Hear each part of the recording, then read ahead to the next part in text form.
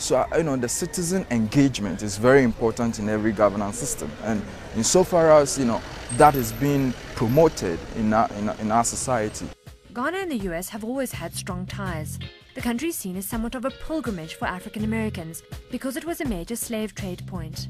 It was the first country in Africa to obtain independence from colonial rule in 1957, and its founding father, Kwame Nkrumah, was the role model for African Americans during the civil rights movement. We're on the move now.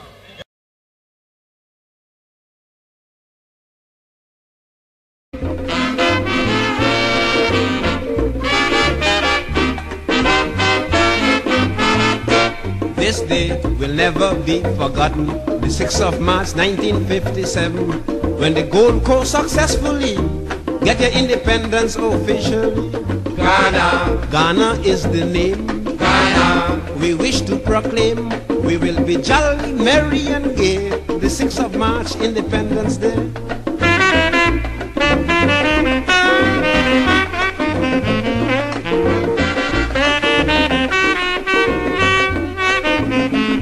Dr. Nkrumah went out his way to make the Gold Coast what it is today. He endeavored continually to bring us freedom and liberty. Ghana, Ghana is the name. Ghana, we wish to proclaim, we will be jolly, merry and gay, the 6th of March, Independence Day.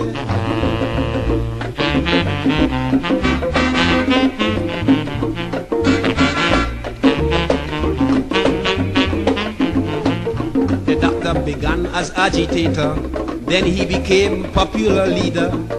He continued to go further, and now he is Ghana's Prime Minister. Ghana, Ghana is the name. Ghana, we wish to proclaim, we will be jolly, merry and gay, the 6th of March, Independence Day.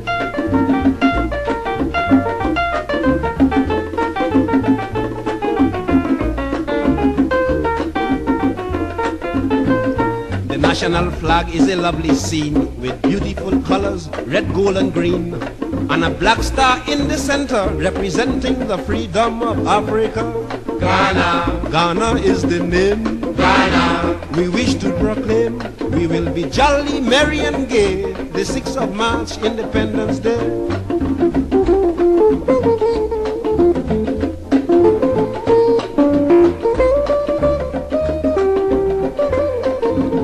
Congratulations from Haile Selassie was proudly received by everybody.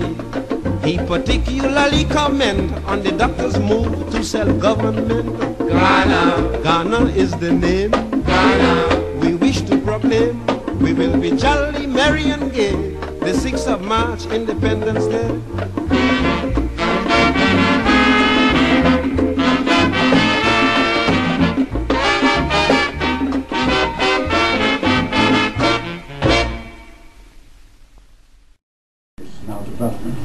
The powerful laughed at him, flung names at him, Miranda boy, subversive, agitator. But the people want for all the black peoples of Africa.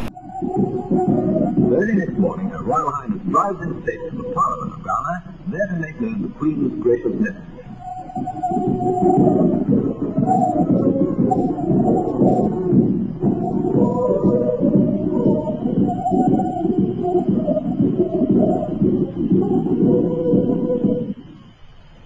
It is 69 years since the first African unofficial member was nominated to the old Legislative Council of the Gold Coast Colony. It is 6 years since the first properly democratic elections were permitted. Yesterday this Parliament was subject to the Parliament of Britain. Today its members owe loyalty only to the people of Ghana. Thus ends, with dignity and honor, 100 years of colonial occupation and colonial rule. With sitting ceremony, the Duchess of Kent reads to the representatives of Ghana in Parliament assembled the Queen's message of freedom. She tells them of the Queen's pride that today a new member of the Commonwealth is born. She gives them the Queen's congratulations and the Queen's best wishes. I have it in command from the Queen to read to you the following message from Her Majesty to her people in Ghana. I have instructed to my heart the duty of opening on my behalf the first session of the Parliament of Ghana. My thoughts are with you on this great day as you take up the full responsibilities of independent nationhood. It is my earnest and confident belief that my people in Ghana will go forward in freedom and justice, in unity among themselves, and in brotherhood with all the peoples of the Commonwealth. God bless you all. Elizabeth R. The Prime Minister goes to the throne and receives the Queen's message.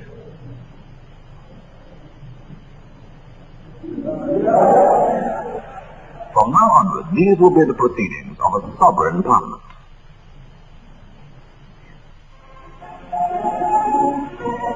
Waiting outside the theatre, many thousands of people cheer Her Royal Highness.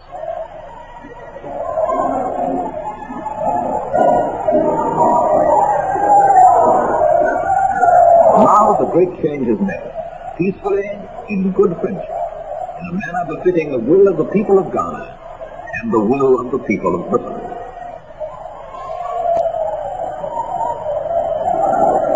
Triumph for his cause, of those who believed in that cause, who followed him. Yes, it looks easy now, but it was not easy. He tramped the streets for work. He took what jobs he could get. He scrubbed floors. He wiped dishes. Moved hunks of carcass in a silk factory.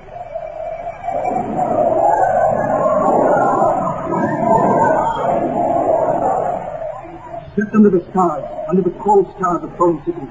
He knew hunger. He never gave up, and many befriended him. He wanted freedom. The cynical and the powerful laughed at him, flung names at him, veranda boy, subversive, agitator. But the people wanted freedom. They followed him.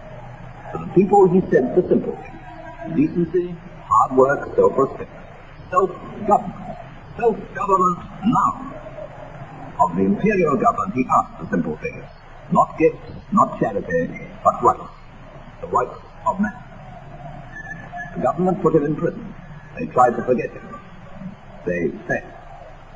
Herbert Macaulay, Casey Hayford, Hutton Mills, Agre, Minster Saba, the great names of West African rebirth are joined by another, Kwame Nkrumah.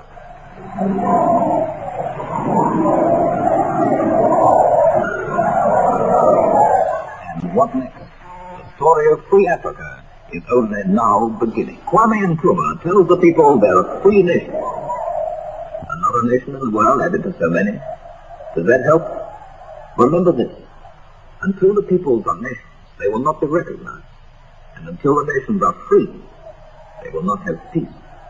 That is why the people shout for freedom. My friend, I'm telling you, I won't forget it. It wasn't because of that one man. It was just all of us happy. Bravo! Charlie! Charlie! Charlie! Charlie!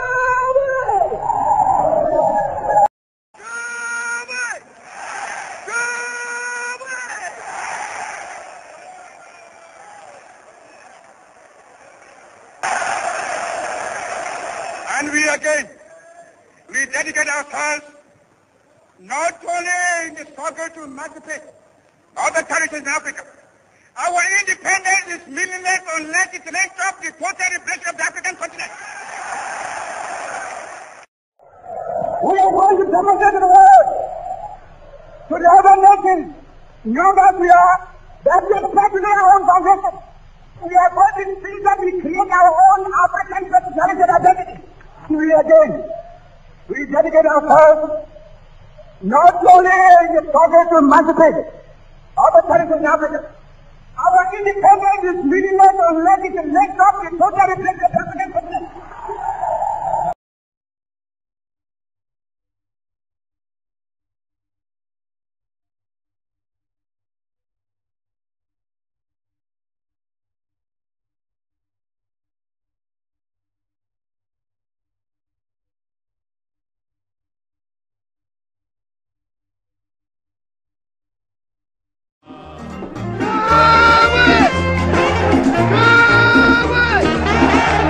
Kwame!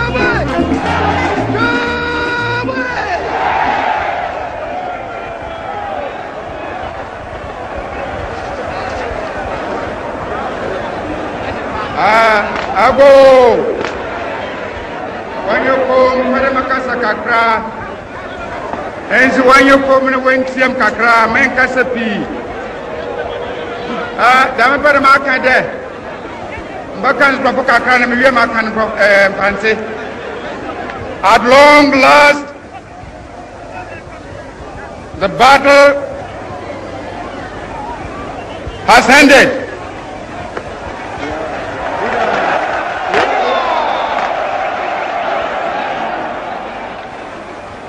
And thus, Ghana, your beloved country, is free forever.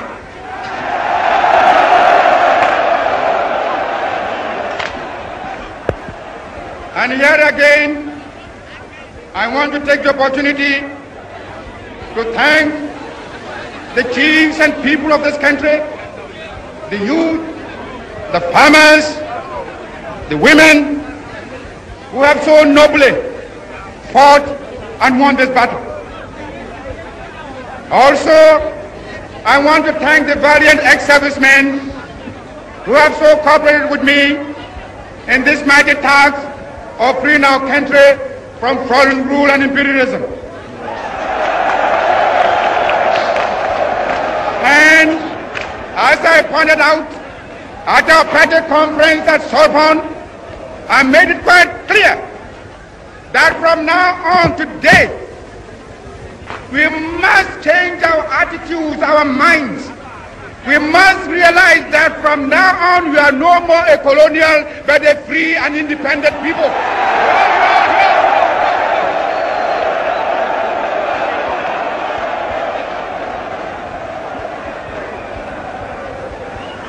But also, as I pointed out, that also entails hard work. I am depending upon the millions of the country, the chiefs and people, to help me to reshape the destiny of this country. We are prepared to build it up and make it a nation that will be respected by every other nation in the world.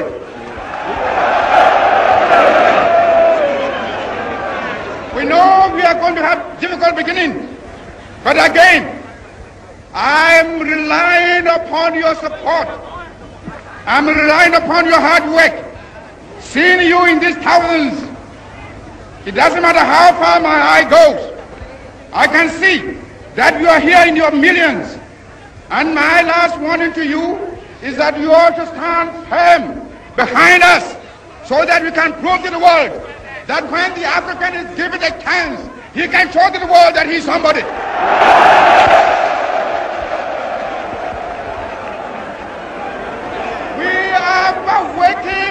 We shall no more go back to sleep anymore.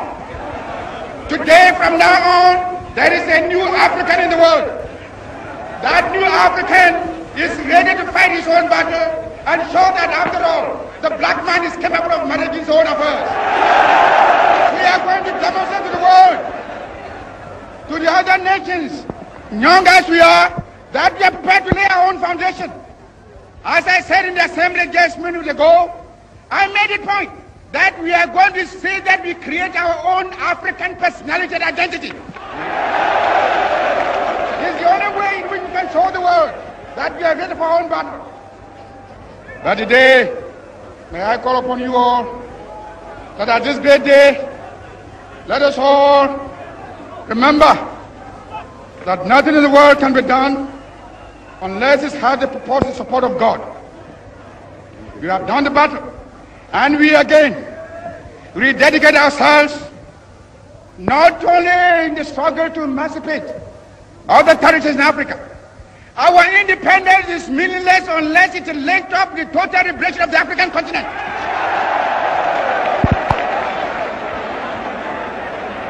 Let us now, fellow Ghanaians, let us now ask for God's blessing. And for only 2 seconds, in your thousands and millions, I want to ask you to pause only for 1 minute and give thanks to Almighty God for having led us through obstacles, difficulties, imprisonments, hardship and suffering. to have brought us to the end of our struggle today. 1 minute silence.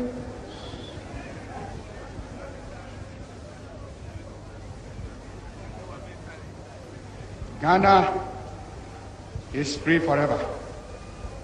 And here I will ask the band to play the Ghana national anthem.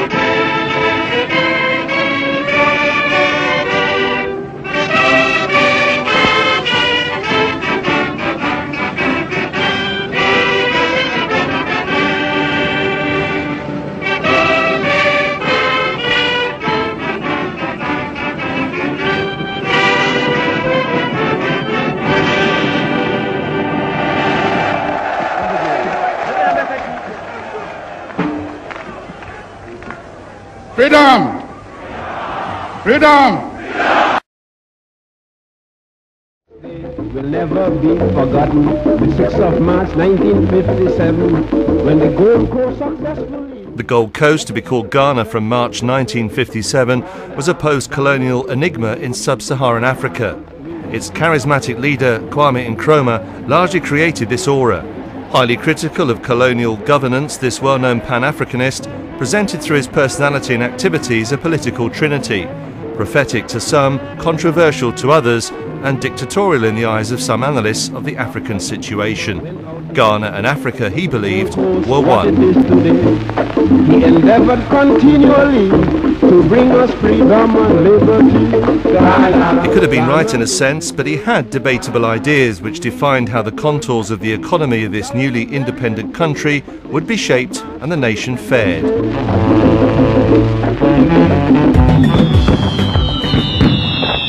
"50 years on, have the dreams of the forefathers been realised? There are still challenges created out of earlier political instability, weak political structures and economic institutions, sometimes heading towards collapse, but still beams of hopes and progress." What was the purpose of the economic recovery program under the PNDC? Iva Ajimandua, an author and in his three-part television series an economic historian, takes us through a huge journey of challenges, atonement and progress. In Structures and Institutions in a Post-Colonial Economy, he takes us through how the colonial economy changed to post-colonial under Kwame Nkrumah and the consequences of this.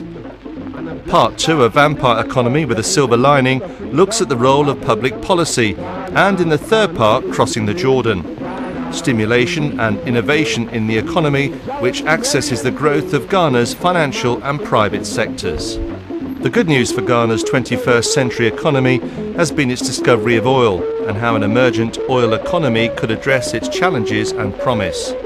The arguments or commentaries of 20 distinguished economists, bureaucrats, politicians and scholars are used in all. Particularly comment on the doctor's move to self-government. Ghana is the name. Ghana, we reach the problem. We will be jolly, merry and gay. The 6th of March, Independence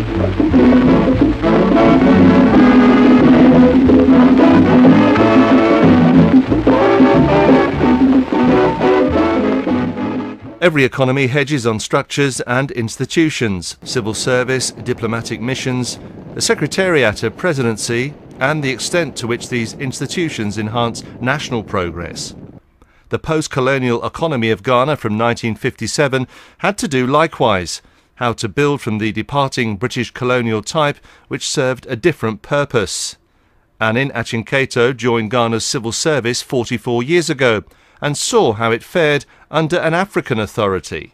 I think that it is a painful truth that one must accept, that the whole rationale of colonialism was that the African was incapable of governing himself, and therefore that you needed an authority to direct the life of the African.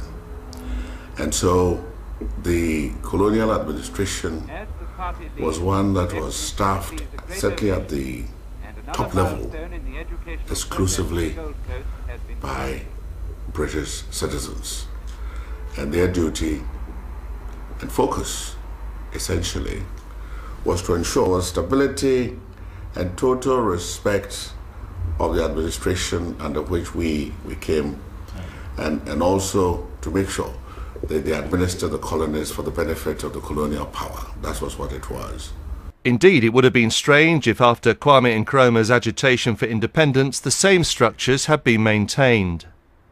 Of course, politicians come and politicians go. But the public service tends to be abiding. They have an important repository role. They really have to be custodians of the institutional memory. But the structures and personnel which the departing colonial services had left behind were neither willing to go along with the new realities, nor were they prepared to work under Nkrumah's Africanization of the civil service. The information that we have, the records do indicate that from the time of Ghana becoming, achieving internal self-government up to 1957, and even in the period immediately following Ghana's independence, the colonial civil service was reluctant to operate under an African government, and therefore that their loyalty was suspect. And the evidence would show that not only were they reluctant to do this, but also during the period of internal self-government at the beginning and so forth, many records were hidden away from the government that Nkrumah led. And so here you are in 1953, you have a group of people forming the Legislative Council of the country and Nkrumah internal self-government. To begin with, records of what was going on in the various ministries were unavailable to them. The new government would go ahead to formulate economic policies with the newly promoting Ghanaians from the old colonial structures. But what really was the central economic policy of the Nkrumah government? F.A. Jantua, who served as agricultural minister, is not only a big-time socialist, but revealer of Nkrumah's most philosophical work, Conscientism, a sort of political economy of how to work a socialist system, but a defender of the good in such policies. Nkrumah was a socialist, basically. He wanted to build an economy based upon socialism. An economy based upon socialism is common ownership, the means of production, distribution, and exchange. And that when we talk of public ownership, the economy belongs to the society as a whole. The economy depends on planning. The policies certainly yielded dividends. Employment came with the expansion of the state enterprises, which by 1966 were 53, with 12 public boards. There was an increase in the number of public paid employees from about 98,000 to 250,000. We also saw an investment in the economy from about 19 to 25%. Not only that, but there was also a massive infrastructure development programme. The construction of the Akosombo Dam, the Tema Harbour and the entire Tema Township, including the motorway. And during this period, we had a rapid growth in certain key social areas: primary schools, middle schools, teacher training colleges, universities. Unbelievable growth. These were all areas that had experienced some growth, but very limited growth, very timid growth because of obvious colonial policies. But he said, no, we're going to change this. You look at the orientation of these plans, they're actually almost identical to what South Korea, right around the same time, also adopted, which was one to produce consumer goods using imported machinery. And so what they did was to do surveys and find out what Ghanaians used most. So they found, for instance, that we use a lot of matches because we have to light charcoal and so forth and so on. And we were buying a lot of matches and importing them. So then he went ahead and set up the Kede Match Factory. And then they realized, well, we also need sugar for our cocoa and the rest of it. So the Commander Sugar Factory and other things. We have to wear shoes in the Kumasi Shoe Factory. So it was this rapid integrated approach to development, calling for massive investments, which he made. People are often heard saying that, well, he squandered some huge amounts of monies that he inherited from the British, which is all false. What really happened was that at the time of independence in 1957, Nkrumah said, wait a minute, you guys owe us 200 million pounds. This was money that the British forcibly took from us during Second World War. They took from actually cocoa proceeds. As we exported the cocoa, they took the money along with some minimal interest that they set, which is actually quite a good deal. You borrow the money on your own terms, which was what they did. And they used that to support the pound at the end of the Second World War, when the pound had more or less collapsed. So Nkrumah said, give us our money. And they did. They were kind enough to give us our 200 million pounds. Then the question is, what did he use the money for? You look at the Kosomo Dam, which was then 70 million pounds. We paid half of that. He was willing to pay all of it. But for obvious strategic reasons, the Americans, the World Bank, and the British insisted on paying the remaining half. The Tema Harbor and the entire Tema Township was raised partly from that money. The motorway, which originally was supposed to run from Tema to Kumasi, Buankra, the Buankra inland port, and then to Paga in the north. All these things came from there. So if anything, the money wasn't even adequate to begin with, given the scale of projects and the ambition and the vision that he had for Ghana. And then come 1965, we had the collapse in cocoa prices, which then subverted the plan. It brought all the hardships, which rather unfortunately served as a basis for the military coup in 1966. And we haven't recovered from it yet. The major public policies during this period were embodied in the 5-year development plan, for which Nkrumah had, with the agreement of the UNDP, invited the St. Lucian economist and future Nobel laureate in economics W. Arthur Lewis to manage.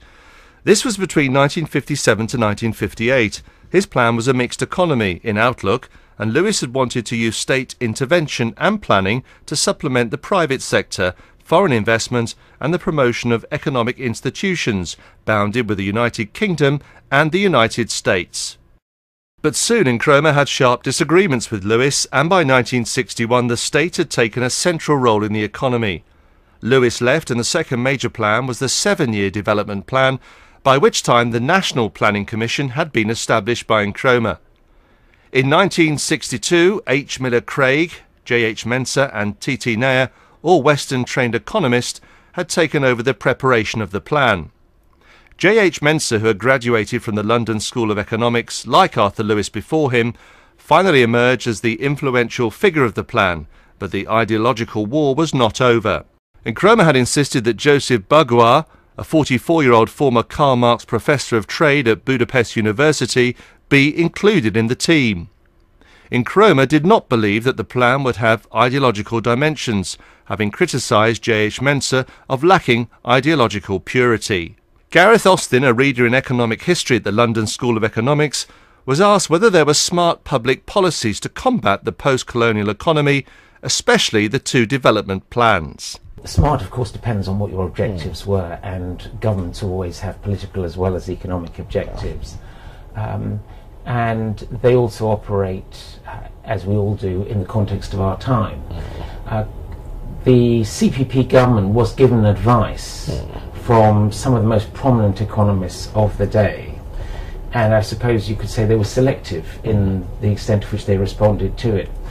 But W.A. Lewis, the West Indian economist who won the Nobel Prize, wrote a famous report on industrialization on the Gold Coast in 1953, where he advised the Ghana government that it was too early to adopt a policy of import substitution industrialization, even though he himself had a famous model on how you could industrialize using cheap labor. He thought Ghana's labor is not cheap because the population is relatively light in terms of the available land. So he could not see a way of going for industrialization early. In a sense, the government followed that policy for a few years, and then in 1961 adopts a more radical policy, with much more government intervention and tries to achieve import substitution industrialization. I suppose Lewis might say that they were too impatient. I think in retrospect, probably Lewis was right, and that policy would have to have been a bit more patient, would have been the more effective policy. But at the time, that policy change that Kwame Nkrumah made was in line with what many other leading economists of the time were saying, which was the government has to lead in economic development. So at the time it would have seemed smart to many people. By 1963, both the 5- and 7-year development plans notwithstanding, the little structural changes recorded were not enough to propel anticipated growth. Agriculture accounted for 40% of GDP, manufacturing was 10%, and especially from 1960 to 1966, the Economic Survey of Ghana 1966 indicated that there was no increase in GNP per capita. In addition, the population had increased by 17%. Although the reasons for this vary, the collapse in the price of cocoa by between 24 to 30% was a major factor.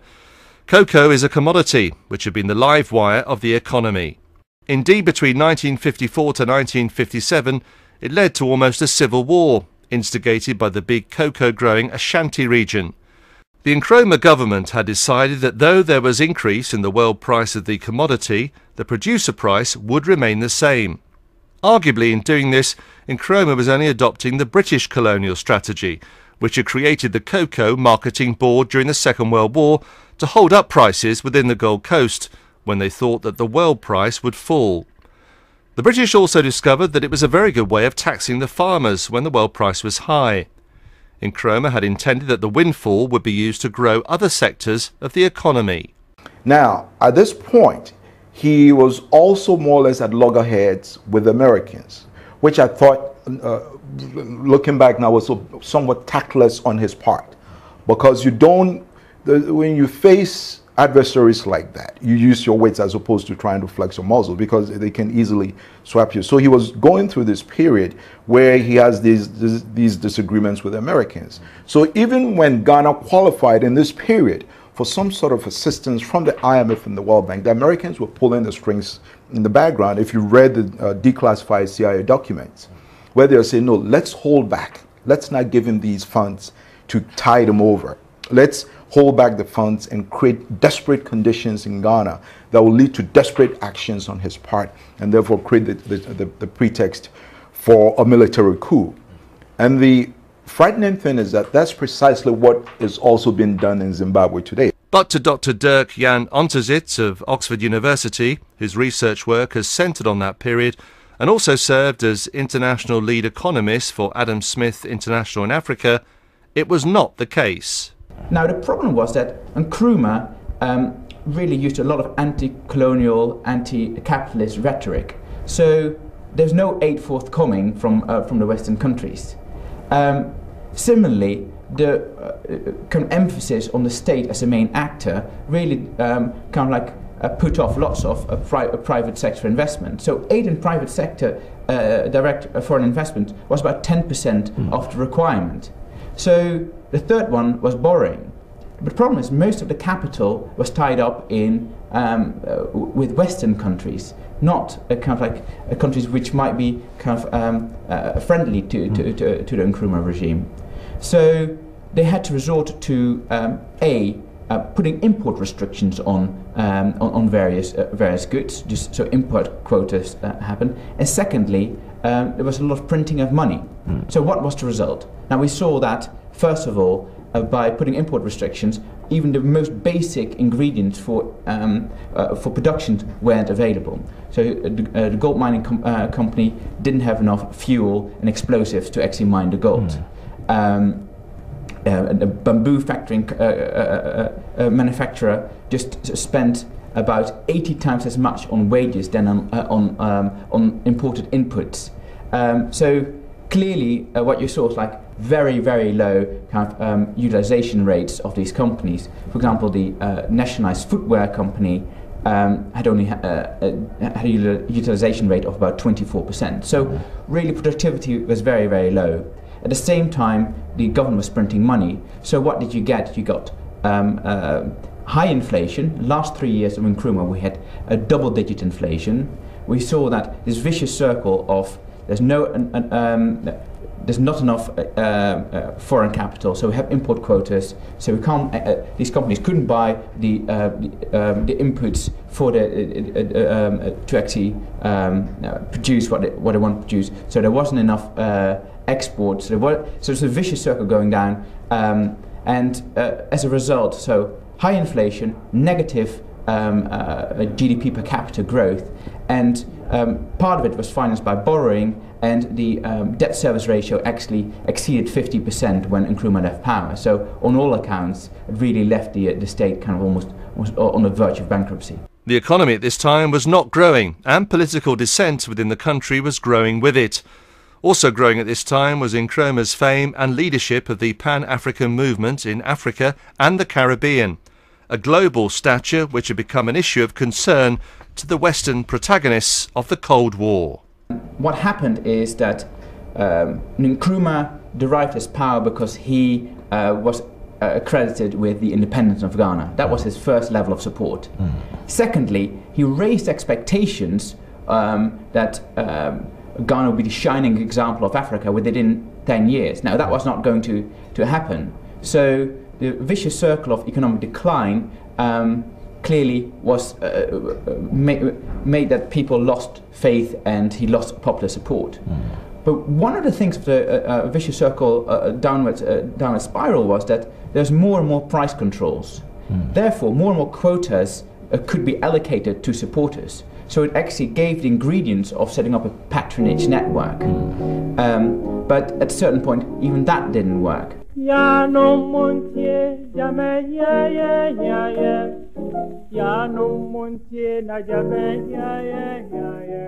Some called it the end of illusion, to others it was the imperialist curtailment of the Great March Forward. There is space and evidence for all of this, but few could bet that a small man with big ideological fame would be able to carry the Western Africa post-independent state as a fodder in an ideologically charged Cold War of the 1960s. Vietnam in Central Asia was the unintended transit, and Conakry became home away from home. But the shadows of the past lingered on, and the future economic development would grow out of the unsettled past.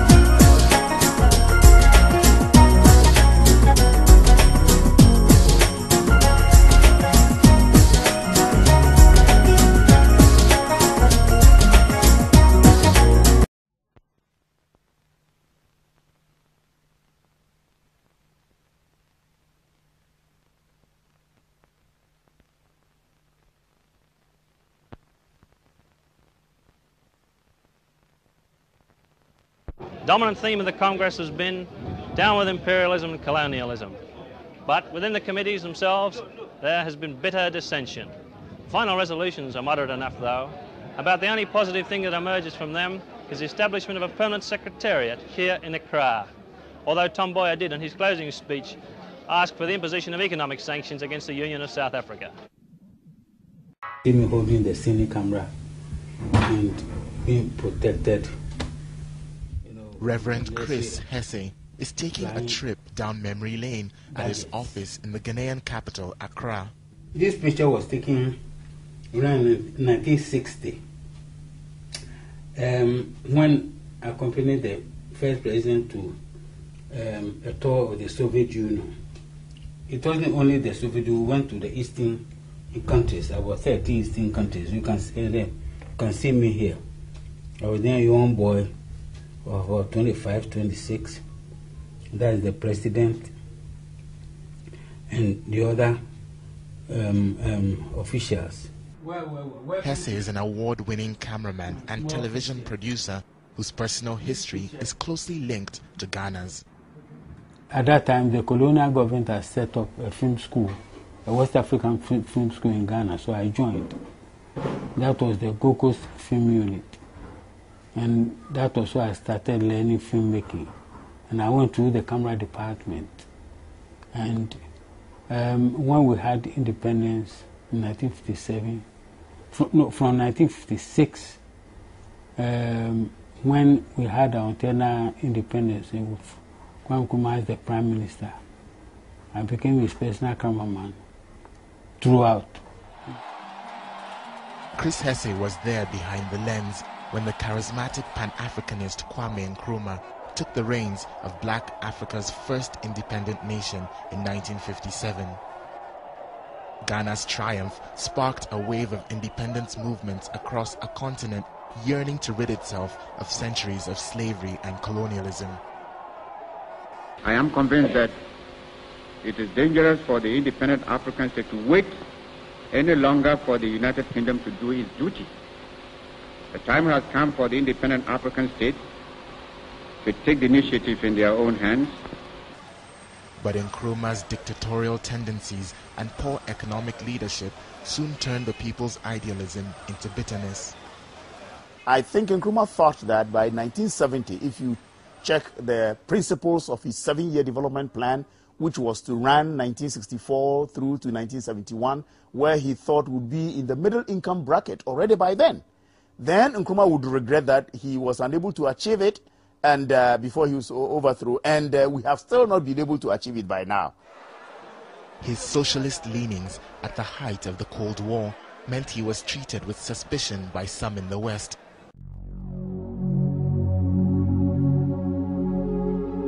The forces arrayed against us are, and I use the word most carefully, formidable.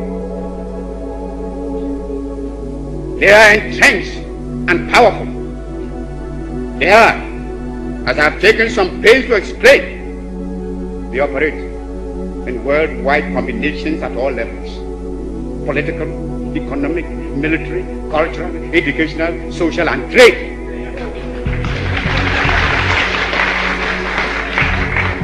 And not all, and through intelligence, cultural, and information services.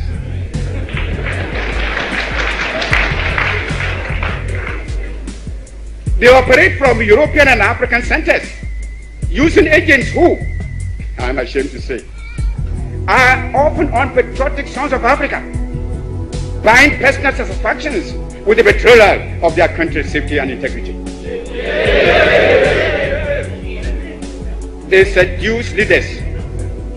They seduce leaders of the African political, trade union, and people's organization, thus creating rifts and quarrels within the national front.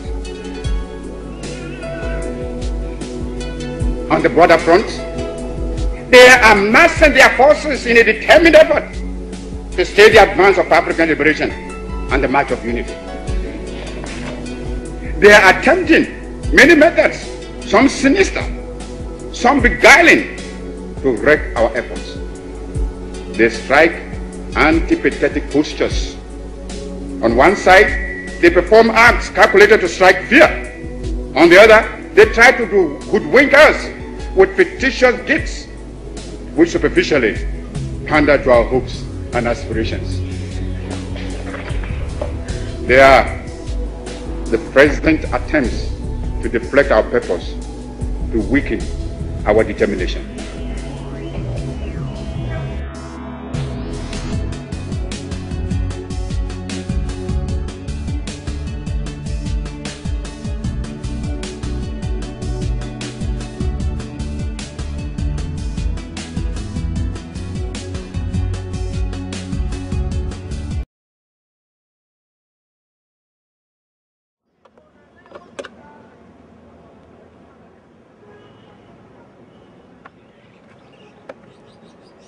Is that working? Hey, Aaron. Yeah. Come here. Come here. Is that working? Tina. No. What? Where? Is that in focus? I don't see it. I think it's hard. All right, let's just roll.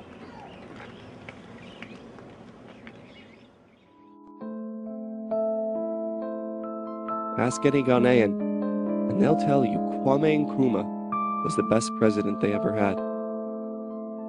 So, naturally, I wanted to make a short documentary about him. But the truth of the story ended up being a little complicated.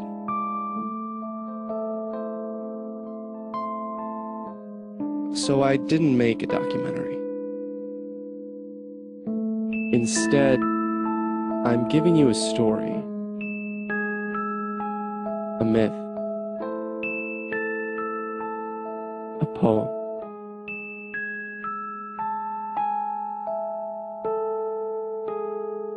a prayer. The story begins in Ghana,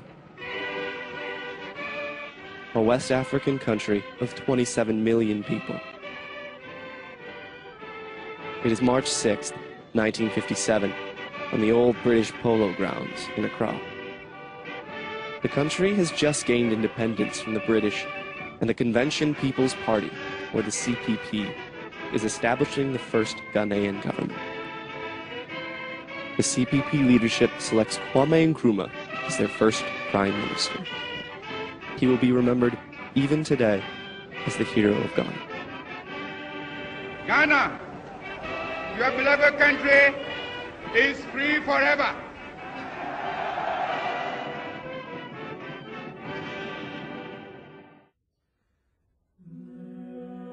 The government-owned press gives him the title of Musajifo, a word meaning redeemer.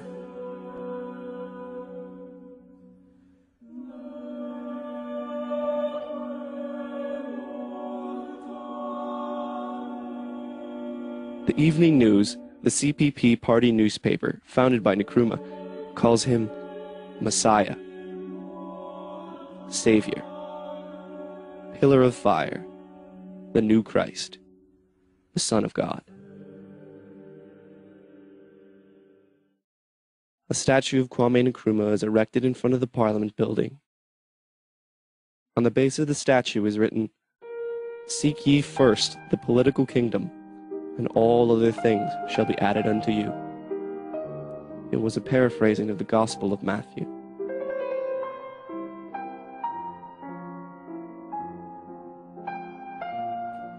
In 1958, only a year after independence, Nkrumah's Convention People's Party passes the Preventative Detention Act. The Preventative Detention Act gives Nkrumah the power to detain any citizen at any time, without cause, and with no rights to trial and no right to appeal.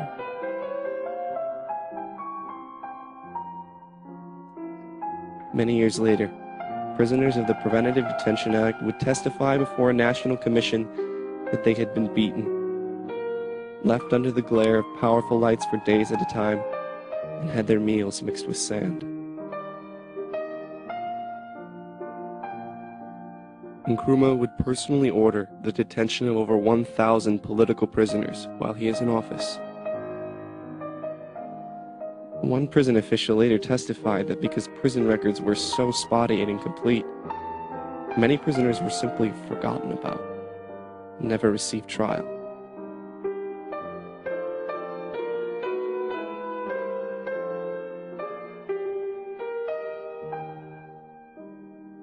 The Kwame Nkrumah Institute of Economics and Political Science is founded.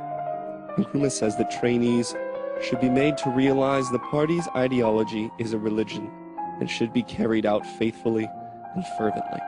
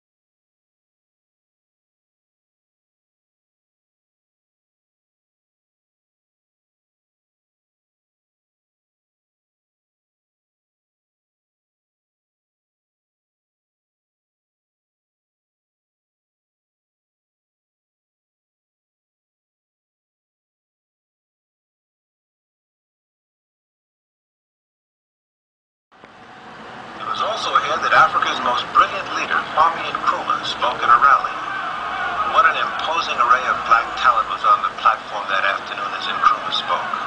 Malcolm X, Adam Clayton Powell, Hope Stevens, Carlos Cooks, and many others.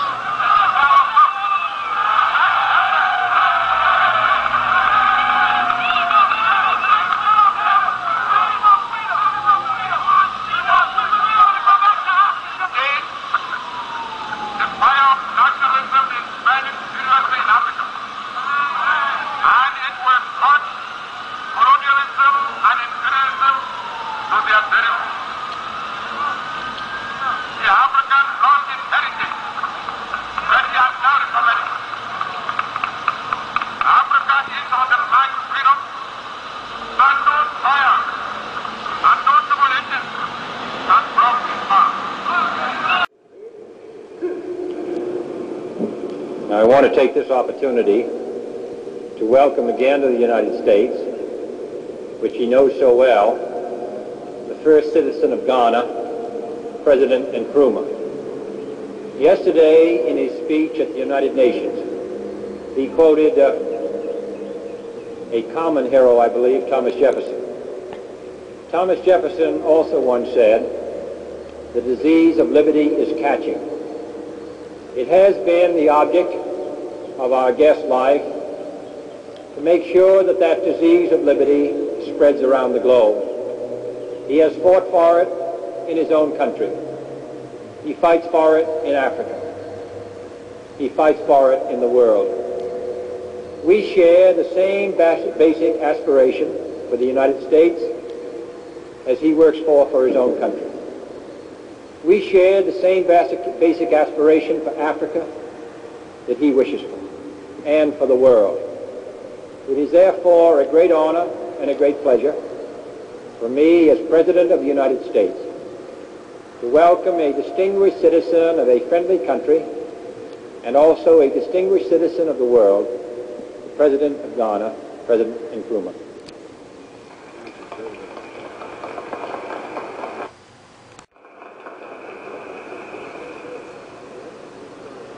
Mr. President, as this is our first meeting since your assumption of responsibility as the President of the United States, may I be permitted to offer you my personal and hearty congratulations and those of the government and people of Ghana.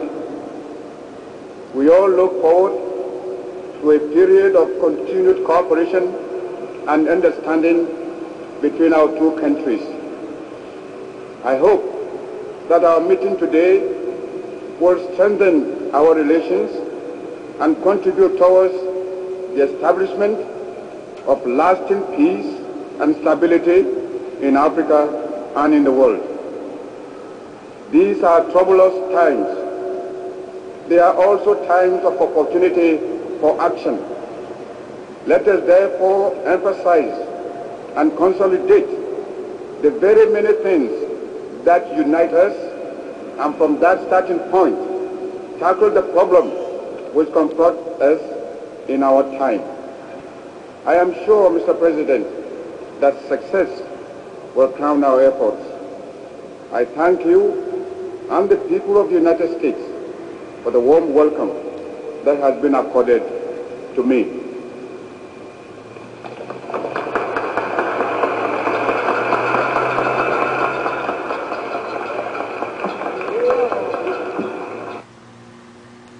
Who is the enemy?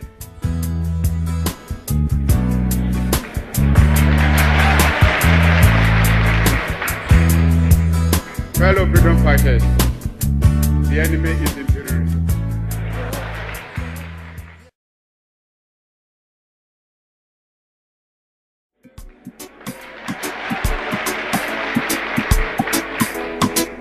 Fellow freedom fighters, the enemy is imperialism.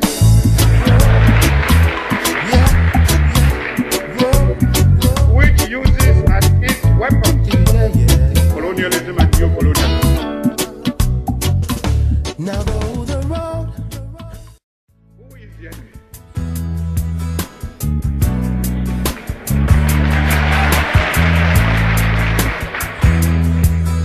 Fellow freedom fighters, the enemy is imperialism.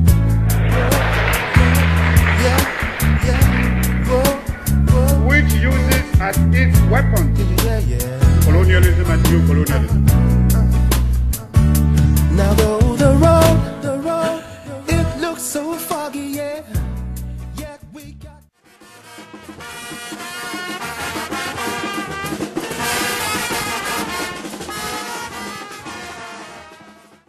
Who is the enemy?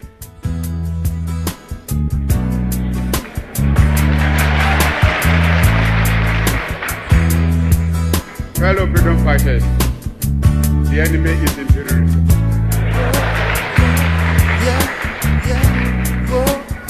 Which uses as its weapon colonialism and new colonialism.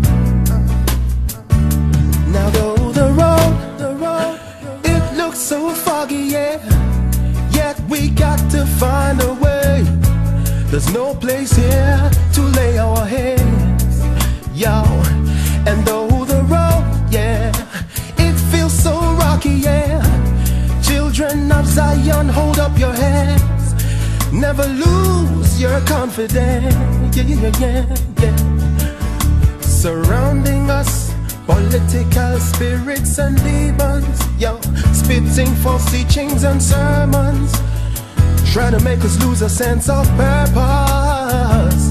But it's time that we rise high above conflicts that divide you from I. Kwame Nkrumah's dream must live, not die. Unity and love be our war cry. Whoa!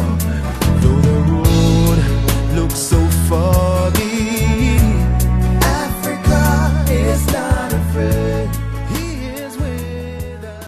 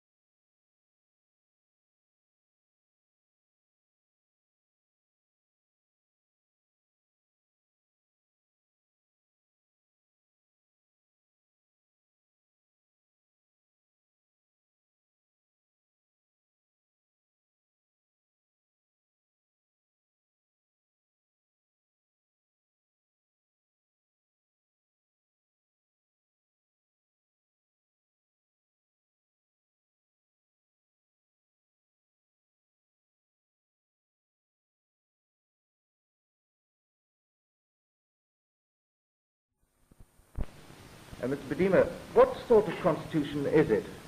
How does it compare with other countries? Well, the constitution which has been laid before Parliament is not different in any way from either the constitution of Canada, or Australia, or Ceylon. There have been a few clauses put in to make provision for our particular circumstances in the Gold Coast or in Ghana. Now, Mr. Boxio, you're bound to have some growing pains with this new constitution. What do you think is going to be the worst problem you're going to face? Well, the matter of development. Really, within the last few years, we've gone forward at a terrific rate because of the help which we had from the high price of cocoa. Now we have to think afresh and see how far we can really develop the country.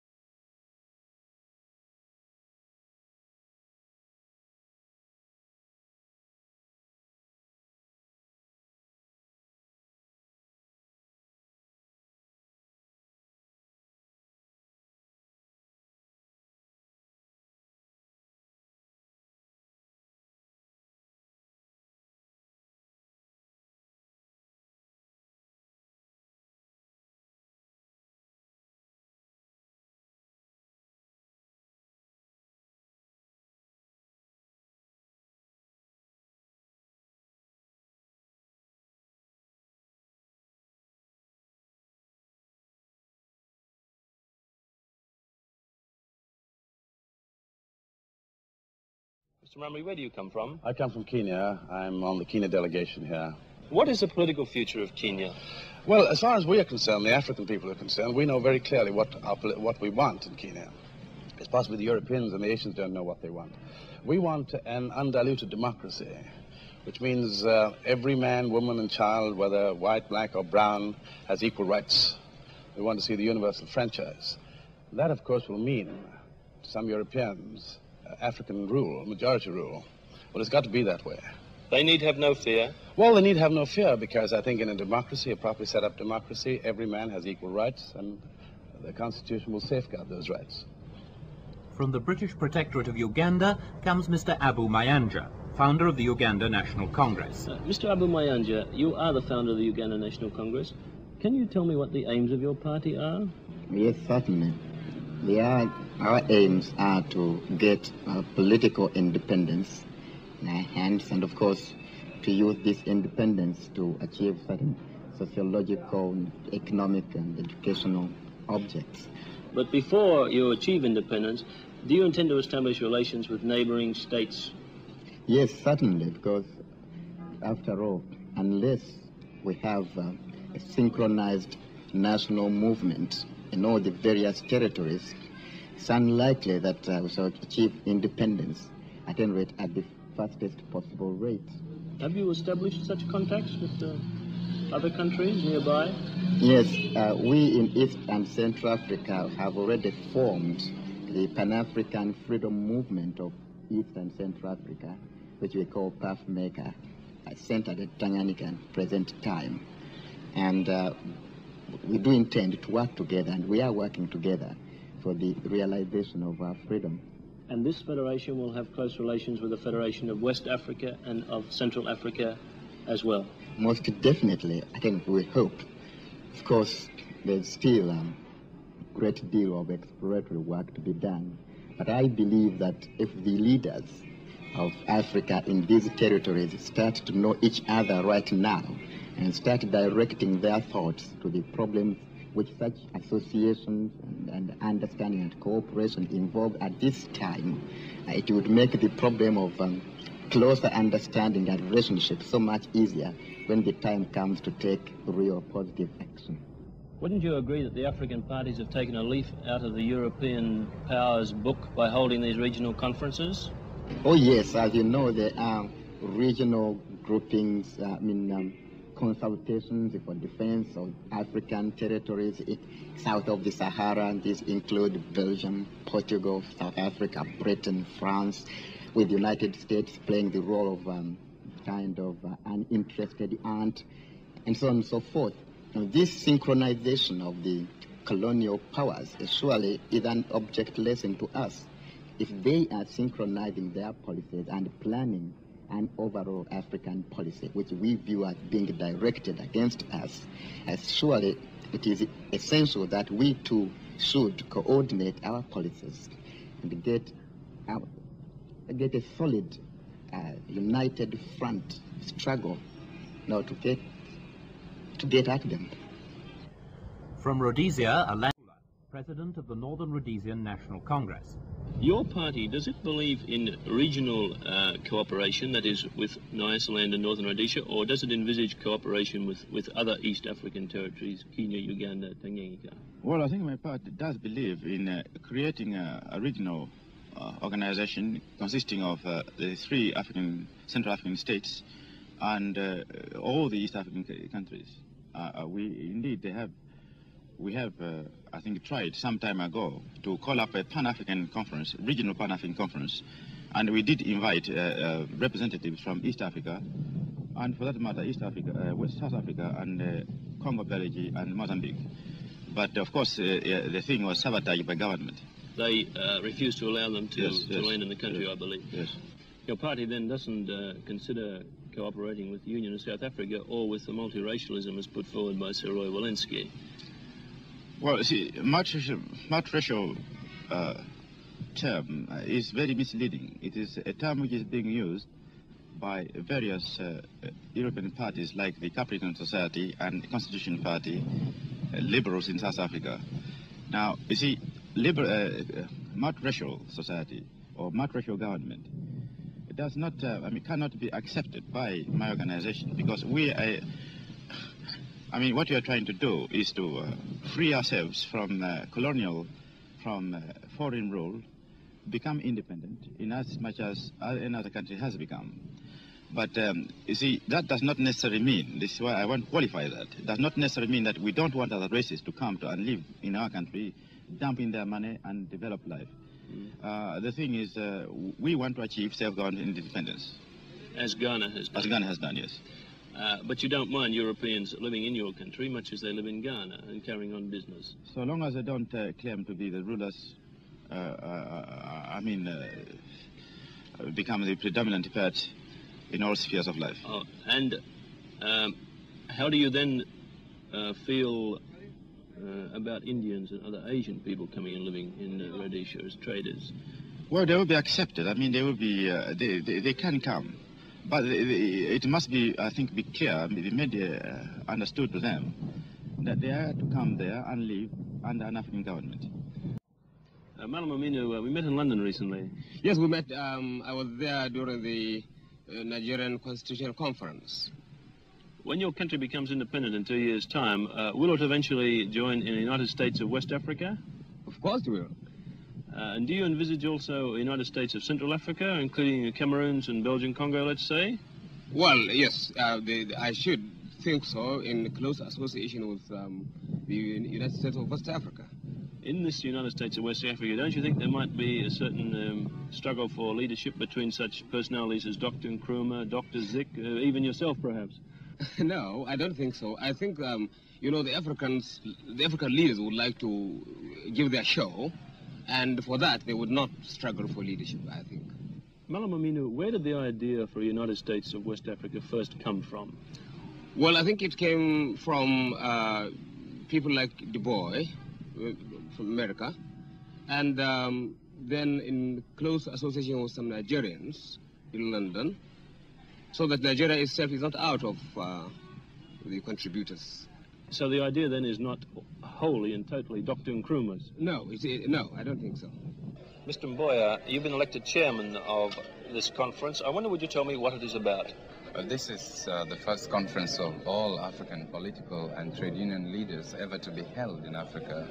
The purpose of it is to try and get all these leaders to come together and discuss African problems with a view, of course, to trying to find out means and ways of collectively trying to fight against things like imperialism and colonialism, racialism, tribalism, and of course questions of boundaries between states and that sort of thing. So you believe in Africa for Africans? Well, I believe in Africa for the Africans in the context that there is a place called Africa, and that the people who live in that place must want to call themselves Africans.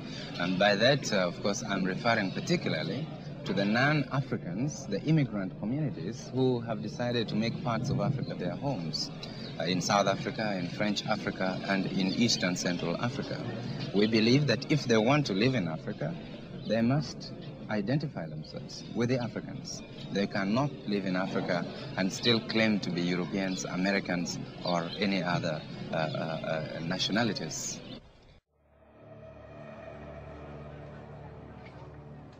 For expatriates still in the Congo, things went from bad to worse. There was a lot of killing and torturing, rape and stalking, and people having to run into plantations and being chased after, and the noises, the drumming, and the soldiers were smoking chanvre, which is like cannabis. It was all pretty out of whack and chaotic and really scary. As the Congo descended into bloody chaos, Nkrumah's dream of a united Africa also seemed to be falling apart. I think Nkrumah was actually very typical of what happened to many African countries. After all, he was the father of independence. He'd done a great job. He was actually a very engaging person. And once he got to power, he became very deluded. I mean, he became a megalomaniac on Pan-Africanism, which he was going to lead. He became extremely paranoid about his neighbors. He became very dictatorial.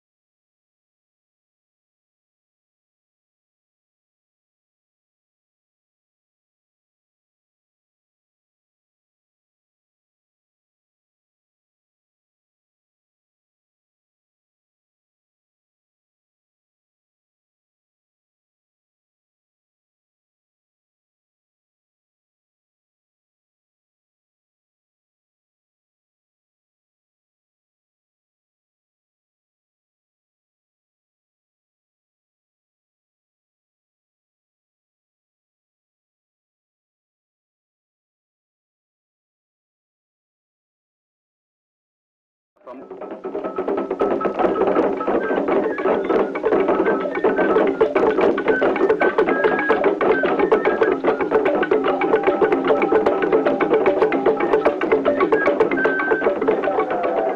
Airport, and the drummers and the banners were out to welcome an important visitor, Prime Minister Dr. Kwame Nkrumah from Ghana. The plane was delayed an hour by engine trouble in Accra, but when Dr. Nkrumah eventually arrived, he received a warm welcome from the Prime Minister of the Federation, Alhaji Abubakar Tafawa Balewa. The Guard of Honor, 48 strong, was found by the 1st Battalion, the Queen's Own Nigeria Regiment, who brought their mascot along. Dr. Nkrumah carried out the inspection, his first official duty of a visit which was to last 12 days. After his stay in Lagos, tours were to be made of the 3 regions and the Cameroons. It was a fine opportunity for the Prime Minister to see how life is lived in a country soon to follow in the independent steps of his own.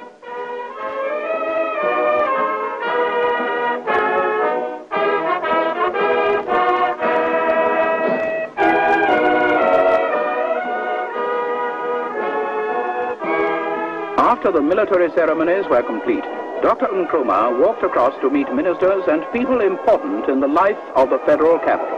In the Prime Minister's party were Mr. Krobo Edusi, now Minister of Communications and Transport, Mr. Kojo Botsio, Minister of External Affairs, and Mr. Kofi Bako, Minister of Information and Broadcasting.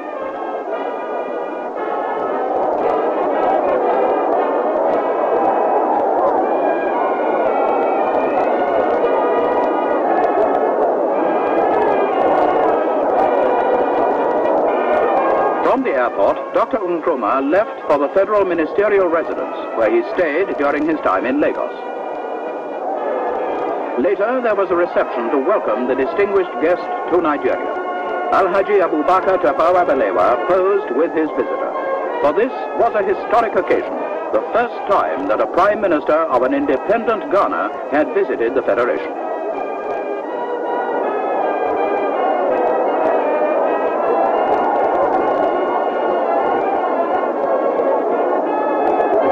Then both Prime Ministers awaited the arrival of His Excellency the Governor-General and Lady Robertson.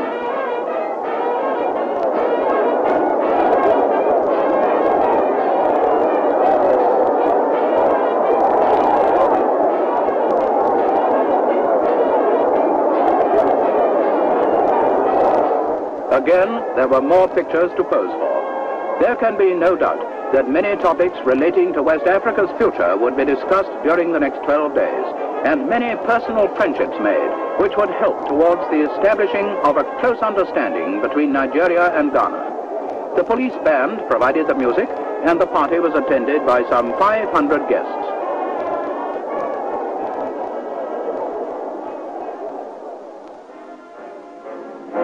During his stay in Lagos, Dr. Nkrumah went to the new naval headquarters at Apapa, known as Her Majesty's Nigerian ship Kwara. He came by launch from Government House. The naval force is the youngest of Nigeria's fighting services.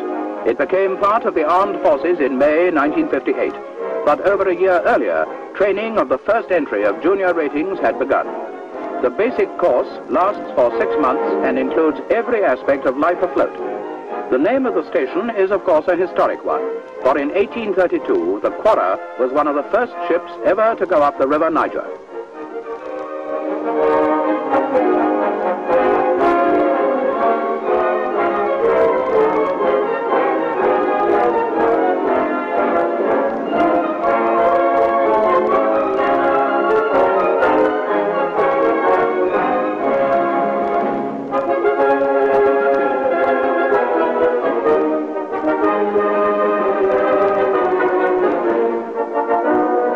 There can be no doubt that Dr. Nkrumah found this visit extremely interesting.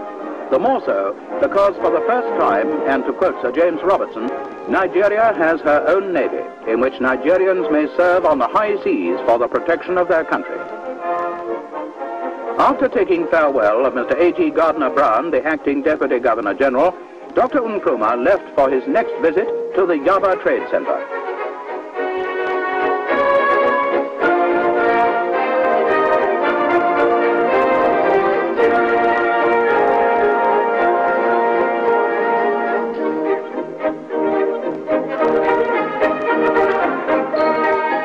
center, he was welcomed by the Federal Minister of Education, the Honorable Aja Nwatuku, the principal of the center, Mr. W.G. Konke, and the permanent secretary to the Ministry of Education, Mr. V.H.K. Littlewood.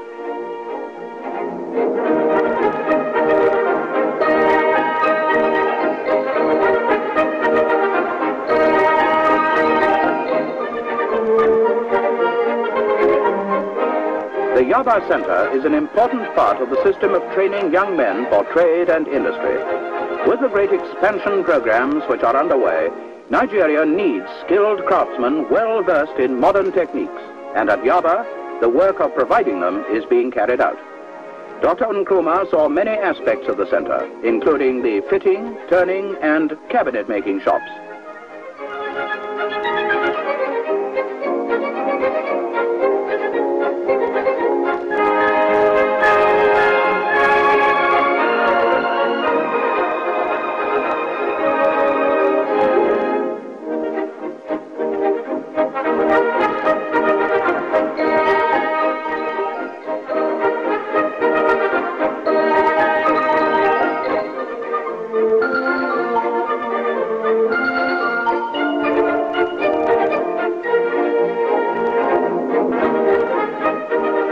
The motor engineering department also came in for close inspection, and wherever he went, the 49-year-old Prime Minister of Ghana received a warm welcome from the students.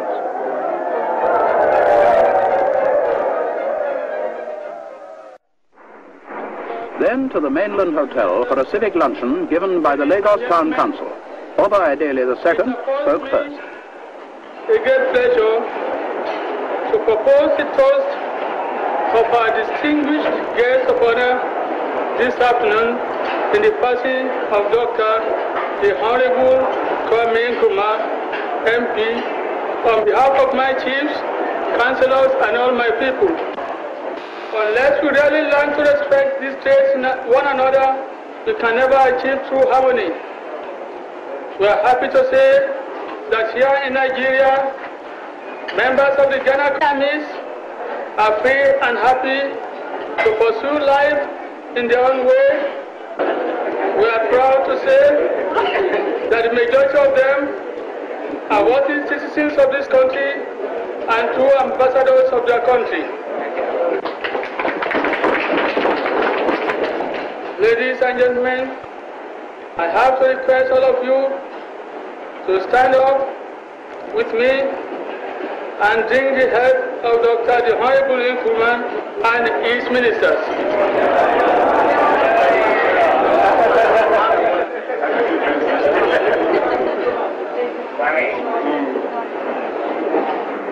Next, there was the presentation of a Yoruba gown and cap, a splendid souvenir for Dr. Nkrumah, a reminder of his happy and useful visit to the Federation. He then replied, Your Highness, Deputy Governor, Councillors, ladies and gentlemen, perhaps what you have just done to me is but a demonstration of the goodwill that exists between Ghana and Nigeria. Perhaps I could only show myself to you as I am now, and that will be the end of my speech. But if I do so, I don't think I'll be doing justice to myself or Your Highness and the councillors. And so I want to take the occasion to say that I am most happy indeed to be your guest in this Asian city. And I want to thank you for the very warm welcome which has been extended to me and my party by you and fellow citizens of Lagos. As you said, Your Highness, Lagos has had a long association with Ghana. In 1874, for purpose of their own administration, the colonial or rather the British colonial government, joined your town administratively with what was then the Gold Coast colony. Many things have changed since that time. We in Ghana have been sovereign and independent for almost 2 years now, and Nigeria stands on the threshold of independence. I believe that the basis of true friendship and good neighborliness is genuine frankness, and it is for this reason that I wish to correct the wrong impressions in Nigeria and elsewhere regarding the measures we have had to take to preserve law and order in Ghana. In taking steps to rid Ghana of violence, terrorism, and subversion, the government has had the unpleasant but necessary duty to deport, among others, certain persons from Nigeria. It was quite all right. Your Highness, I do not want to use this occasion as a platform to give detailed explanations of my government actions in respect to these deportations. But I should like to stress that every case was thoroughly examined before action was taken to deport the person. Your Highness, we look back upon deportations and preventive detention as purely temporary measures designed to guarantee the stability of the state and preserve our hard-won independence. In Ghana, we are determined that the sovereign will of the people and the ballot box should constitute the only channel by which a political party can come to form a government. I believe that both Nigeria and Ghana have a great future as strongholds of democracy. And mark you, sir, democracy is not a new thing to our African way of life.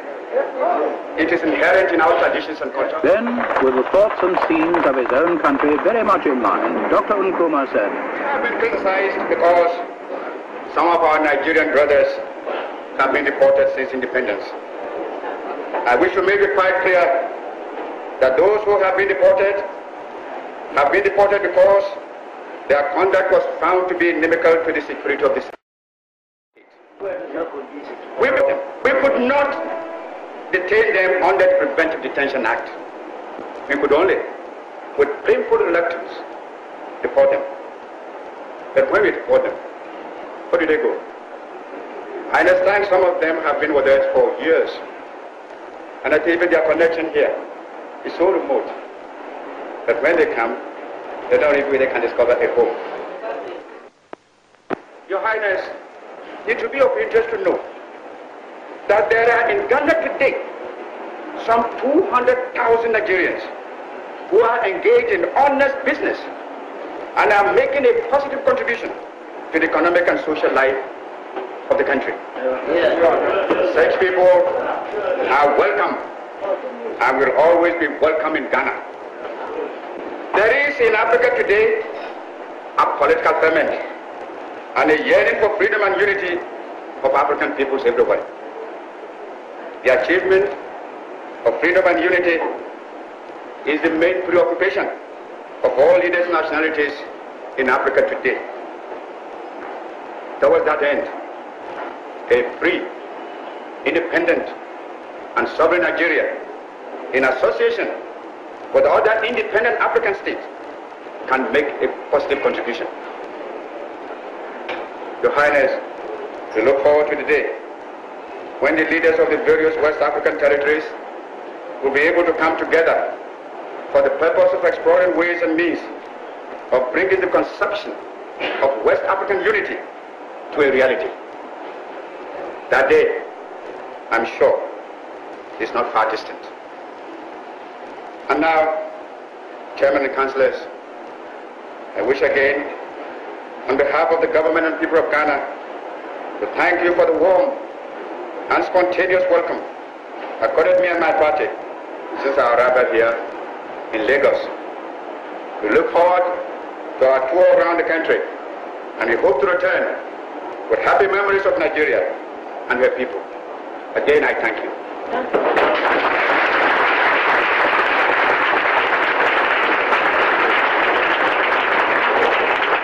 When he returned to Lagos from his visit to the regions and the southern Cameroons, Dr. Nkrumah held a press conference at Ikeja Airport. Which we hope to initiate or establish in Ghana. Maybe institutions or... Oh, so many. See, I give an instance. For example, your administrative school at Zaria has very much impressed me. But I've always believed in, local government as the basis of all, democratic setup. And that's really impressed me, and I think it's a thing which Ghana should copy. You have a government, local government school, you see, but it doesn't go that far. It's only for local government administrators, but you have really a broad base for it, and that really impressed me very much. That's one instance I can give. Mr. Prime Minister, I'll take you back in South Africa. It was reported some time ago, about 2 weeks ago, that the Minister of External Affairs in South African government, said that the intention, let me call it the intention of the government of Ghana to send a representative to the South African government, even though he was not opposing it, but that he felt that the South African government could not consider it view of the fact that before a government could exchange diplomatic representatives with another government, the government of that country should have been consulted. But in that light, did the Ghana government ever plan to send, to exchange diplomatic... Well, naturally, it's the intention of the government to have, diplomatic relations, especially by way of High Commission ambassadorial type to any of these countries. And the matter was really our intention. But as you know, according to all diplomatic relations, there must be consultation on this matter. If the South African government said no, there's nothing we can do. So it's quite right there in making that statement, that it needs consultation. Mr. Prime Minister, a few minutes ago you gave us an instance of a Guinea national who was sentenced in court and ordered to be deported, but that your committee or your decided that it should not be deported. But don't you think that is overriding the decision of the court? Oh no, the court, you can. That's according to law. You see, the court orders, but once the court has ordered, I think that's the end of it. The executive can do anything. But do the wrong thing here, the government should naturally have a discussion with the leaders of the Western region, and I had a talk with the Premier. And I think the area is quite cleared now for a real, lasting and better friendship. That's all I can say. This visit by the Prime Minister of a neighboring state had been a great success. Dr. Nkrumah left with a clear appreciation of the Nigerian way of life. The friendships he had made and the discussions which took place will obviously be of great value to both countries. The Federal Prime Minister walked with him to the Ghana Airways plane, which was to fly him home to Accra. Before he boarded the aircraft, there were more farewells to be taken for many new friends there were to wish him bon voyage. The visit had been successful from all points of view. The 12-day tour was over, but the benefits which will spring from it in the years to come cannot yet be estimated.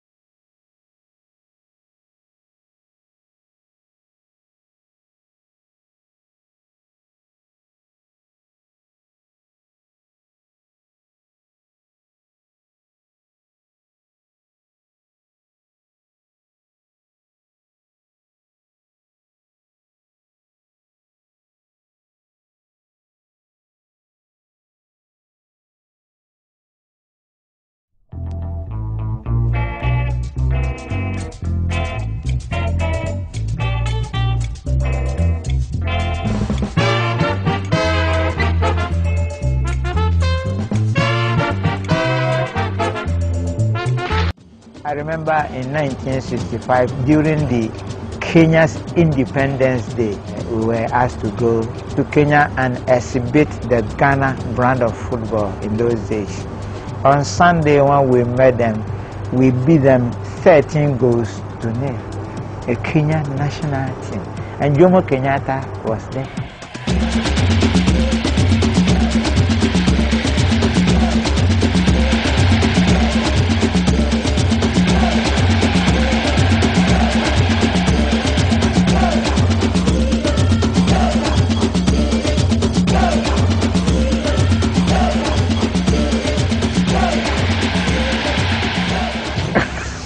A very nice independence present for Jomo Kenyatta. At this time, the progress of the Black Stars reflected Ghana's economic and political dominance of the continent. When Ghana hosted the African Cup of Nations in 1963, the Black Stars were a shining example to the rest of Africa. Gyamfi, the only black African coach in the competition, Agri Finn, the first of 4 Black Star captains to lift the Nations Cup.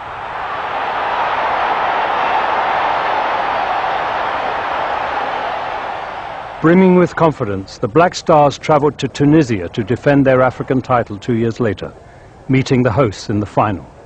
Nkrumah had personally promised new houses to the Black Stars if they secured a second African championship, which they did.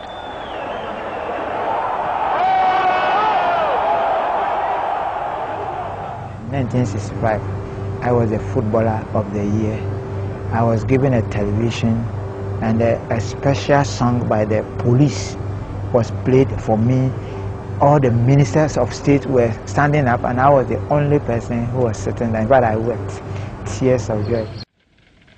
In 1966, whilst on a trip to China, Nkrumah was overthrown by a military coup. Ghanaian football would never be the same again. Recently, we were asked to come for an award. We were given a tea kettle. A tea kettle.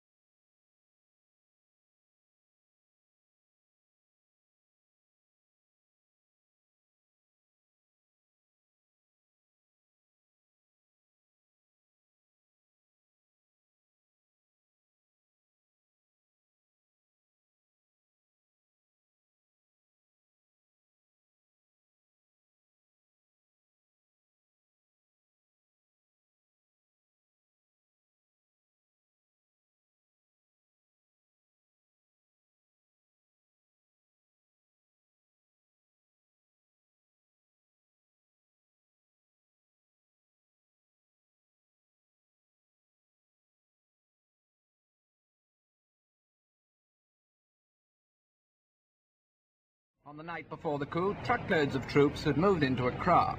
Within 24 hours, the army and the police had the whole country in their power.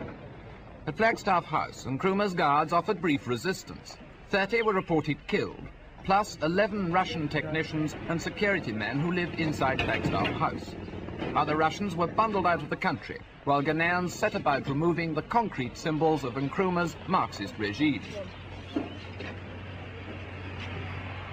Popular support for the takeover appeared to be universal and spontaneous. Everywhere, charges were voiced that Nkrumah turned Ghana into a police state, reduced it to bankruptcy, and then, to get out of debt, put it in pawn to the communists. But while discarding communist philosophies, Ghana's new rulers are keeping the door open. They've taken no decision yet to break off relations with China or with Russia. But what of the man?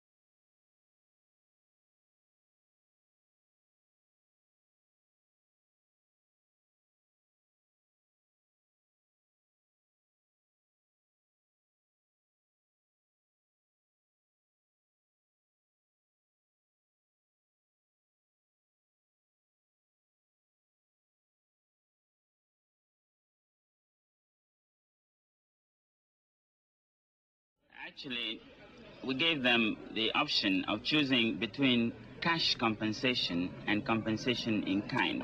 Compensation in kind being moving into the settlement towns which we had planned to build for them.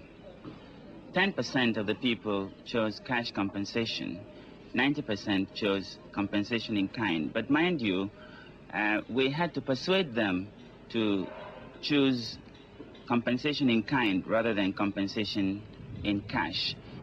Because of this unsentimental approach, the operation is claimed to have been much cheaper than at Kariba. But Ghanaian householders have other reasons for not wanting to move. They are fetishes, objects of local worship.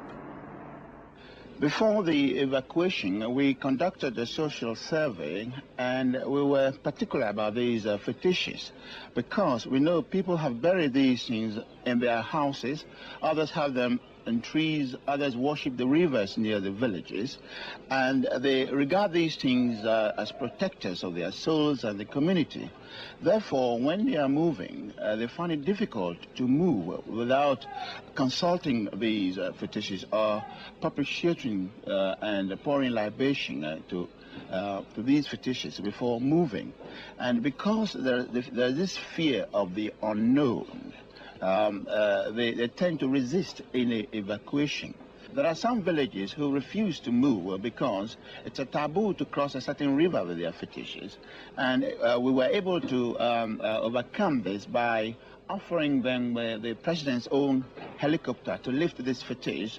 That is, the fetish will not have to cross this particular river, but to be lifted in the air and landed right on the spot, and this did the trick.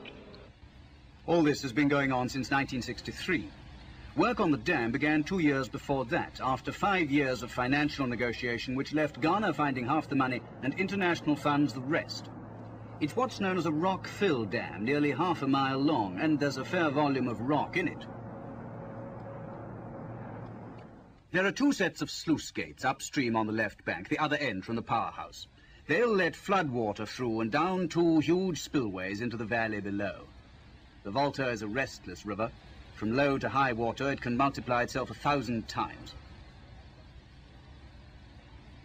The dam was designed by American engineers, Kaisers, and built with Ghanaian labor by Italian contractors in Progillo. For the moment, the dam site is a corner of Ghana where the observances of the West still rule, especially of Italy. Ghanaians are already training to run the dam. C'est en Afrique que va nous amener l'actualité politique.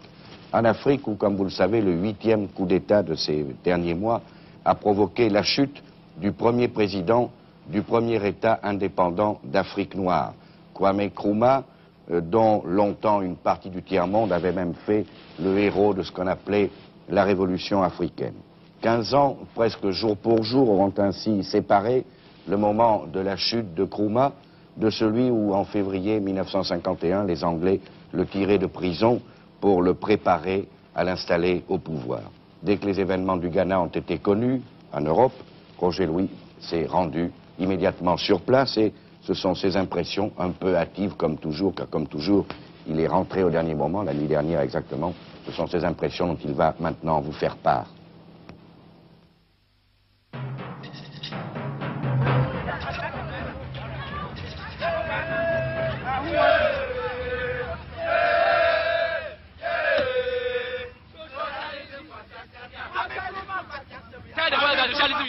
bien évidemment, ce sont des impressions hâtives, c'est même un commentaire improvisé au fur et à mesure que ces images que vous voyez se dérouler maintenant passent devant mes yeux. Ce que je vous propose ce soir, c'est donc plus une explication d'image, un peu à l'état brut qu'autre chose. Lorsque l'on arrive à Accra, capitale du Ghana, on rencontre, la première chose que l'on rencontre, ce sont ces fameuses manifestations de rue que vous avez dû déjà voir au journal télévisé, j'imagine, que l'on appelle ici des manifestations spontanées.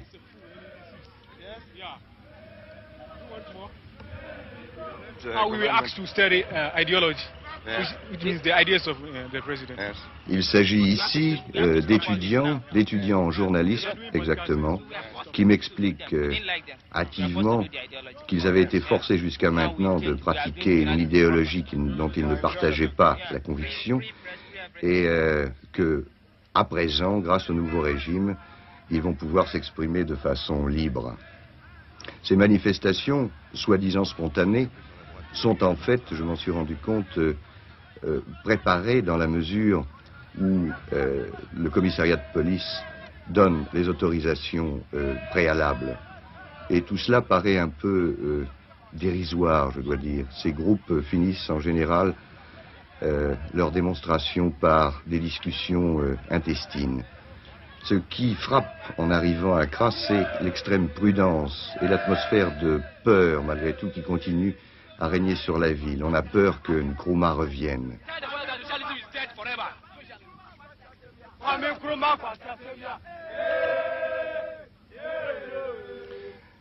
Ces manifestations nous amènent devant le siège du parti unique, la maison de Nkrumah dont l'enseigne a été, et spécialement ici, devant le siège du Convention People Party, qui était le parti unique de Nkrumah au Ghana. Il fait très chaud parce qu'il y a non seulement la chaleur du soleil, mais aussi celle qui rayonne et que je sens très bien en ce moment de ce gigantesque tas de cendres qui, après 3 jours, continue à se consumer. Comme vous allez pouvoir vous en rendre compte.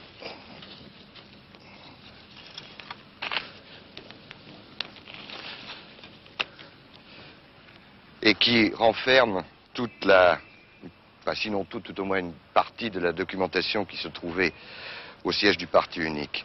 Lorsqu'on fouille un peu dans ce tas de cendres, on peut se rendre compte à peu près de ce qu'était cette documentation ou ces brochures. Voici une sélection des travaux de Mao Tse-tung, le journal médical chinois,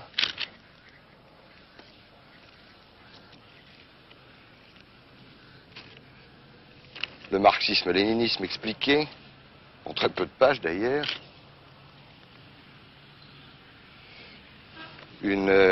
un livre sur l'activité américaine au Congo-Léopoldville. Bref, on se rend compte que l'orientation de ce Convention People Party était, disons, extrêmement facile à concevoir.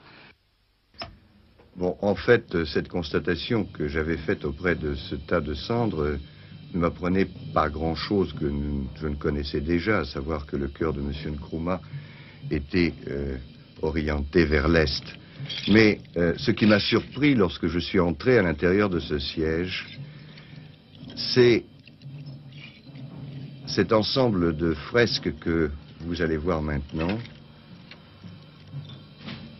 et qui représente, je ne sais pas comment exprimer cela, d'abord la déification de Nkrumah, bien sûr, mais aussi une espèce de magnification de la race noire. Sur chacune de ces fresques, on découvre ainsi que ce sont les Africains qui ont inventé l'écriture et qui l'expliquent aux Blancs, que ce sont les Africains qui ont inventé la chimie, que ce sont les femmes africaines qui ont inventé l'architecture en construisant les premières cases,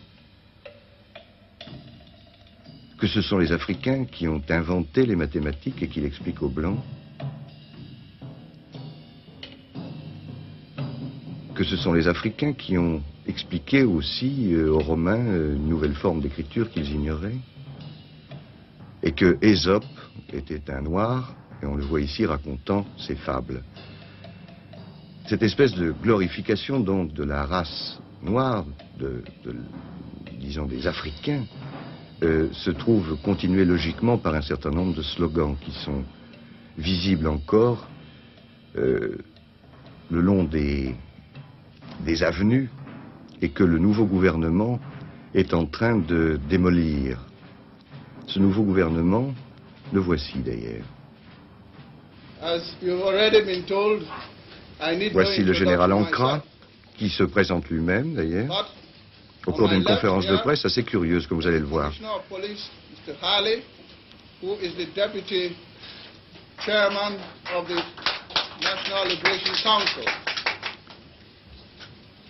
On my right is Major General E.K. Kotoka.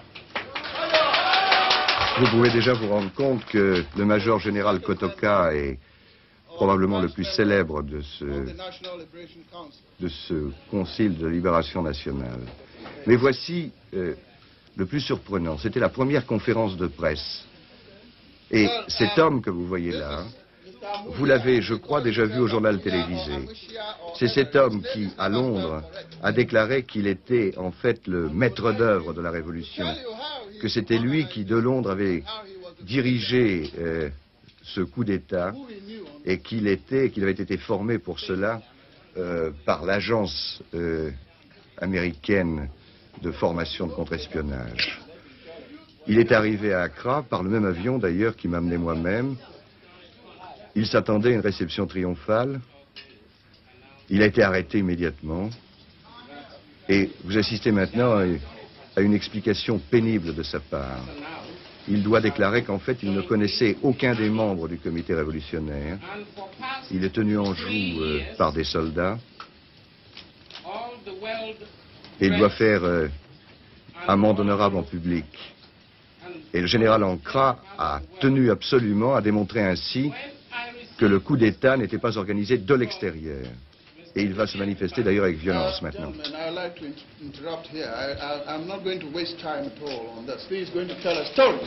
How did you become the brain behind this coup? Did you come to brainwash me, Kotoka, the police, or somebody, and tell us how to conduct this? Il est en train de lui demander si cet homme le connaissait lui, Nkrumah, ou connaissait le colonel Kotoka, ou connaissait aucun des membres. Et celui-ci est bien obligé de reconnaître qu'il ne connaissait personne. C'est une première manifestation de combat entre les militaires et les civils, si on peut dire. Dans les rues d'Accra, des scènes que vous connaissez, celles que l'on rencontre partout où il y a des coups d'État, où il y a des révolutions. Ce sont des scènes de fouilles, mais elles se passent ici de façon bon enfant. On a l'impression malgré tout que le peuple ne croit pas qu'il va lui arriver quelque chose. Partout dans la ville, il y a des autodafés. En voici un, c'est devant le siège des syndicats où j'ai rencontré un Ghanéen qui parlait français. Les papiers. Les papiers de quoi? De Nkrumah. De Nkrumah? Oui. Il n'y a pas que des papiers, il y a des films aussi là. Il y a des papiers. Oui. Que les Ghanéens ne sont pas d'accord avec voir des papiers. C'est pour cela que nous avons des papiers. Et qu'est-ce que c'est comme papier? Les papiers? Oui. Ce sont les communismes, les papiers des communistes de Nkrumah. Et ce sont les travailleurs qui brûlent les papiers.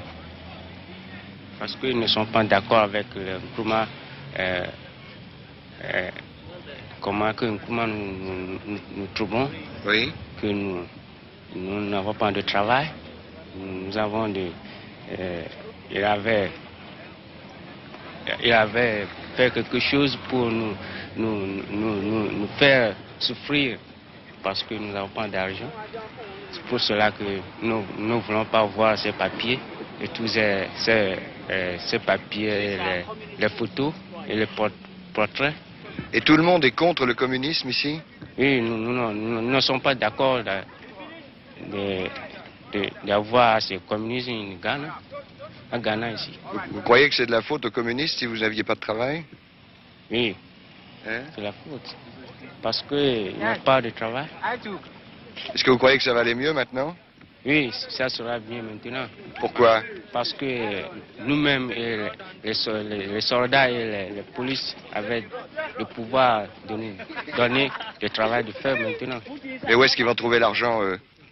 Nous trouvons l'argent parce que maintenant, tous les Européens qui viendront ici pour nous donner le travail. Voilà, en fait, je crois que le gros problème était que la raréfaction à la fois des vivres et on accuse effectivement l'orientation communiste de Nkrumah d'avoir provoqué, disons, cette raréfaction des vivres. Je suis allé au marché pour me rendre compte si effectivement les importations de nourriture de l'Est étaient effectives. J'ai rencontré du sucre venant du RSS, du sucre venant de Chine, des tomates venant de Bulgarie, des peignes venant de Tchécoslovaquie. Mais c'est tout ce que j'ai vu au point de vue marchandises importées de l'Est, car au fond, dans ce marché, on trouve aussi les produits venant de tous les côtés, de l'Est comme de l'Ouest.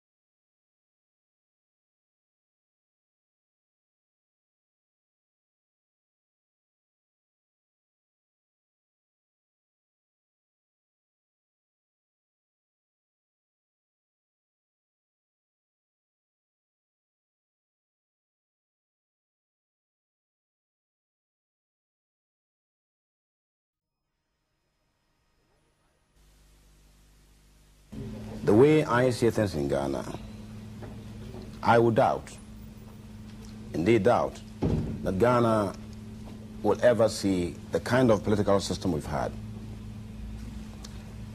I'm saying this not because this is the kind of program the PNDC has for the country,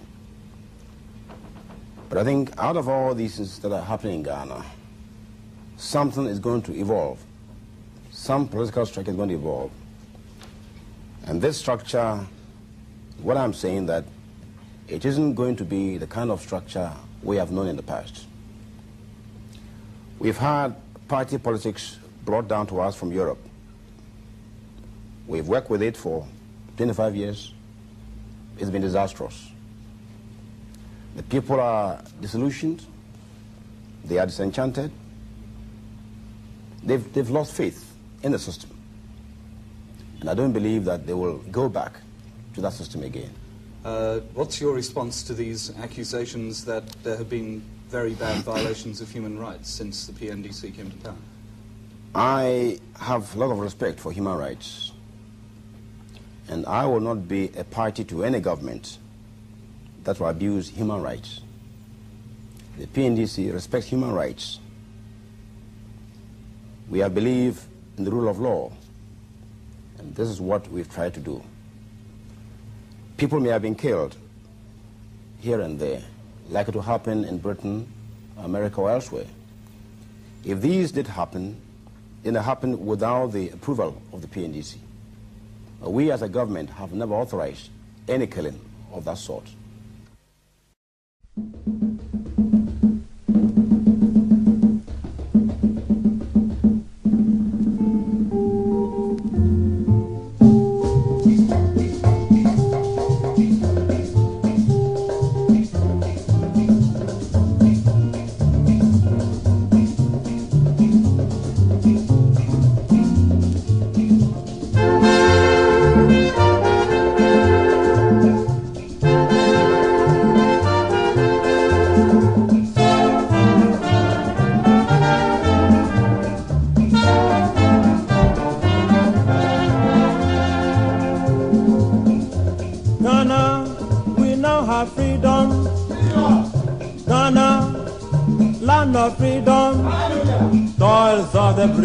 And the sweat of their labors, toils of the brave, which have brought results.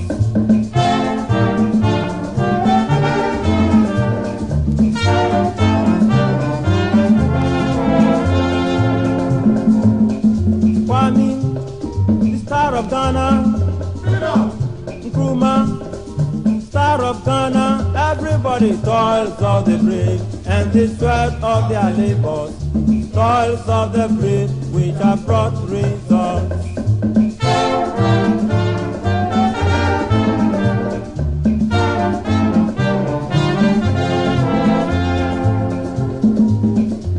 Ghana, we now have freedom. Ghana, land of freedom, everybody toils of the brave, and the sweat of their labors, toils of the brave, which have brought results.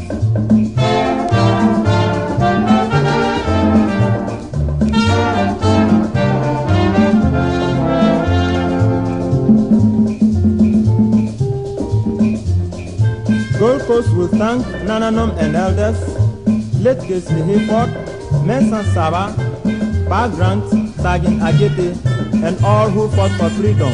Everybody! Toils of the brave, and the sweat of their labors, toils of the brave, which have brought results.